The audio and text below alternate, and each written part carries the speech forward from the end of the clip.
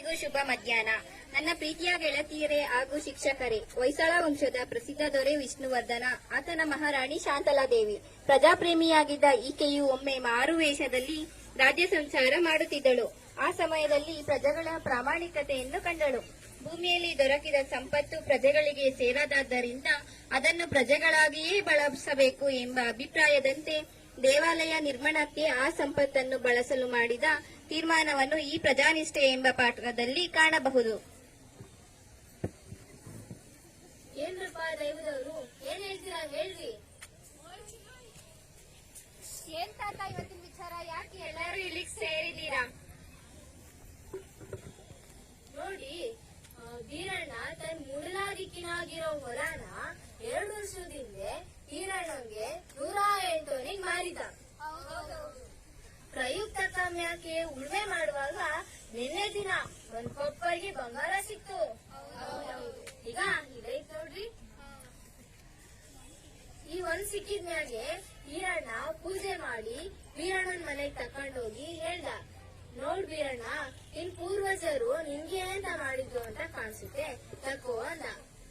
ಅದಕ್ಕೆ ವೀರಣ್ಣ ಒಪ್ಲಿಲ್ಲ. ಅಲ್ವೇನಪ್ಪ?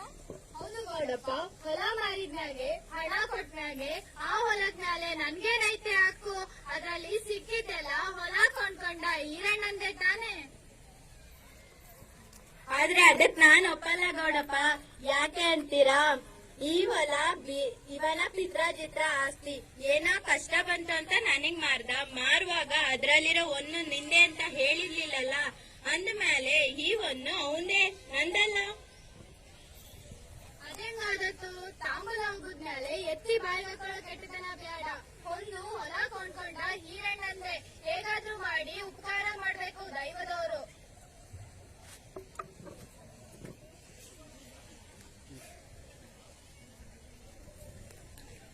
ಹೋಗ್ಲಿ ಬಿಡಿ, ನಿಮ್ಮಿಬ್ರಿಗೂ ಬೇಡವಾದನ್ನು ರಾಜ್ಯದ ಬೊಕ್ಸ ಸೇರ್ಲಿ. ಕೂಡದು ಕೂಡದು ಕೂಡದು.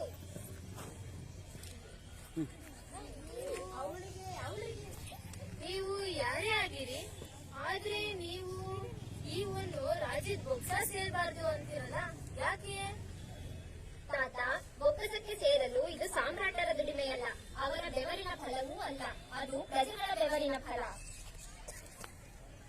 ಹೌದು, ಈ ಒಂದು ಪ್ರಜೆಗಳದ್ದೇ. ಹಾಗಾದರೆ ಪ್ರಜೆಗಳು ಯಾರವರು? ಹೇಳನಪ್ಪ, ನಾವೆಲ್ಲರೂ ಹೊಯ್ಸಳೇಶ್ವರ ಮಕ್ಕಳು ಅಲ್ವೇನಪ್ಪ? ಮಕ್ಕಳು ದುಡ್ದಿದ್ದು ತಂದೆದೇ ಅಲ್ವೇ? ಹೋಗಲಿ, ನಿಮ್ಮೂರಿನ ಹಣ ನಿಮ್ಮೂರಿನ ಏಳಿಗೆಗೆ ವಿನಿಯೋಗವಾಗಲಿ. ಅಷ್ಟೊಂದು ಆಸೆ ನಮಗಿಲ್ಲಪ್ಪ. ನಾರಾಯಣನಂತ ಮಹಾರಾಜರು, ಲಕ್ಷ್ಮಿ ಅಂತ ಮಹಾರಾಣಿ ಇರ್ಬೇಕಾದ್ರೆ ನಮಗೆ ಹಣ ಕೊರತೆ ಆಗುತ್ತೆ. ಬೇಡ, ನಾವು ಸದ್ಯದಲ್ಲೇ ತೃಪ್ತರು. ಇದನ್ನ ಏನಾದ್ರೂ ನಮ್ಮ ಹಳ್ಳಿಗೆ ಬೇಕಾದ್ರೆ ನಾವೇ ಹಾಕಿ ಮಾಡ್ಕೊಂತೀವಿ.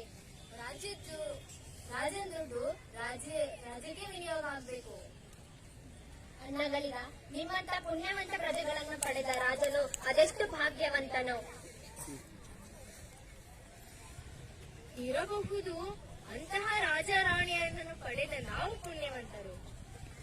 ನಿಮ್ಮ ಸಮಾಗಮದ ಸೌಭಾಗ್ಯವನ್ನ ಕಂಡ ನಾವು ಪುಣ್ಯವಂತರು. ಅಣ್ಣಗಳಿರ, ಇವರು ಯಾರೆಂದು ತಿಳಿದಿರಿ? ಇವರೇ ನಮ್ಮ ಭಾಗ್ಯದೇವತೆ ಶಾಂತಲಾದೇವಿಯವರು. ಇವರು ಗಂಡುಡುಗೆಯಲ್ಲಿದ್ದುದರಿಂದ ನಿಮಗೆ ಗುರುತು ಸಿಗಲಿಲ್ಲ.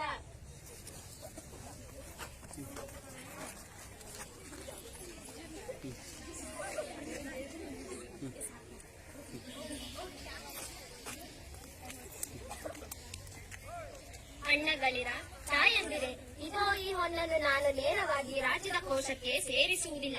ಇದು ದೈವದ ದುಡ್ಡು. ದೇವ ಕಾರ್ಯಕ್ಕೆ ವಿನಿಯೋಗವಾಗಬೇಕಾದದ್ದು ಧರ್ಮ. ಹೇಳಿ, ನನಗೆ ಬಹಳ ದಿನದಿಂದಲೂ ಒಂದು ಆಸೆ ಇದೆ. ರಾಜಧಾನಿ ದ್ವಾರ ಸಮುದ್ರದಲ್ಲಿ 2 ಅವಳಿ ದೇವಾಲಯಗಳು ನಿರ್ಮಾಣವಾಗಬೇಕೆಂದು. ಆ ಅವಳಿ ದೇವಾಲಯಗಳು ನಮ್ಮ ಹೊಯ್ಸಳರ ಶೈಲಿಗೆ ಮಾದರಿಯಾಗಿರಬೇಕು. ಈಗ ಈ ಹೊನ್ನನ್ನು ಅದೇ ಕಾರ್ಯಕ್ಕಾಗಿ ವಿನಿಯೋಗವಾಗಬೇಕು. ಆದರೆ ಒಂದು ಮಾತು. ಏನು ತಾಯಿ?